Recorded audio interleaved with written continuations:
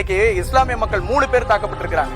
இந்த இடத்துல 46,000 ஓட்டை வாங்கி ஜெயிச்சது இந்த துறைமுகம் சட்டமன்ற தொகுதியில சேகர் பாபுன்றவர் ஜெயிச்சிருக்கிறார்.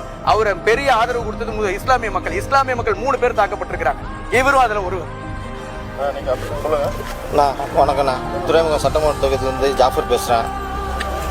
கிட்டத்தட்ட நாங்கள் 20 நாளாக சர்வே எடுத்துன்னு மக்கள்கிட்ட பேசி கருத்து கணிப்பு எந்த அளவுக்கு தளபதி மேலே ஆதரவு இருக்குன்னு கேட்டு தெரிஞ்சுக்கின்னு இருந்தோம்னா நம்மளுக்கே தெரியாமல் பின்னாடி ஃபாலோ பண்ணியிருக்காங்கண்ணா டிஎம்கே ஆளுங்க. இதில் என்னென்னா இன்றைக்கி இவங்க பக்காவாக பிளான் பண்ணி வச்சுருந்தாங்க. நம்ம எங்கெங்கே போகிறோமோ அந்த சைட்லலாம் 10 பேராக நிற்க வச்சுருக்காங்க. அது நமக்கு தெரியாத நிர்வாகிங்க 4 பேர் லேடிஸு மாதமாக இருந்த 4 மாதம் அந்த பொண்ணு மாட்டிக்கிச்சுங்க. அது எங்களுக்கு இன்ஃபார்ம் வந்தோடனே உடனே விஜயகுமார்னா எங்களுக்கு குரூப்பில் ஆட் பண்ணி பேசி அமிச்சார். உடனே நீங்கள் போய் அங்கே என்ன ஏதுன்னு சால்வ் பண்ணிட்டு வாங்கண்டி. நாங்கள் போய் அங்கே நின்னா வட்ட செயலாளர் கவியரசு அங்கே நின்றார். அவர்கிட்ட போயிட்டு என்ன ஆயிடுச்சுன்னா நார்மலாக தான் பேசணும், தப்பான வார்த்தை கூட இல்லைண்ணா. அவர் எங்களை அசிங்கமாக கேட்டார்ண்ணா, பத்தவம்மாலன்னு கேட்டு இன்னும் கேவலமாக பேசினான். நான் ஒரு சொன்னா லேடிஸ்லாம் இருக்காங்க, இந்த மாதிரி பேச தப்புண்ணா, நாங்கள் எவ்வளோ அண்ணன் மரியாதையாக பேசுகிறோம், நீங்கள் இந்த மாதிரி பேசுங்கண்ணா இப்படின்னான்ட்டு பேசினா இருக்கும்போது என்ன பண்ணிட்டாரு, கை ஃபஸ்ட்டு இங்கே அடித்தோன்னே நான் திரும்பிட்டு நான் கையெல்லாம் வைக்காதீங்கன்னா மேலே பேசிட்டு போகலண்ணா, இல்லைன்னா சொல்லுங்கள் நாங்கள் போகிறோண்ணா, நீங்கள் எதுவும் பண்ணாதீங்கன்னான்னு சொல்லிட்டு கூட முகேஷ்னா இருந்தார்.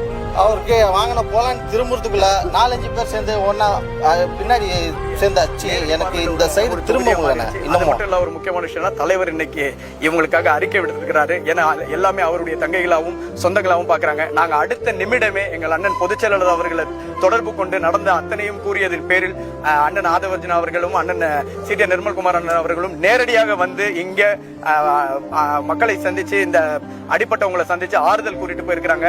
எந்த சூழ்நிலையும் இதுல நம்ம முன்வச்ச கால பின்வைக்க விட மாட்டோம். அந்த அளவுக்கு நம்ம தெளிவான ஒரு முடிவுல இருக்கிறோம்.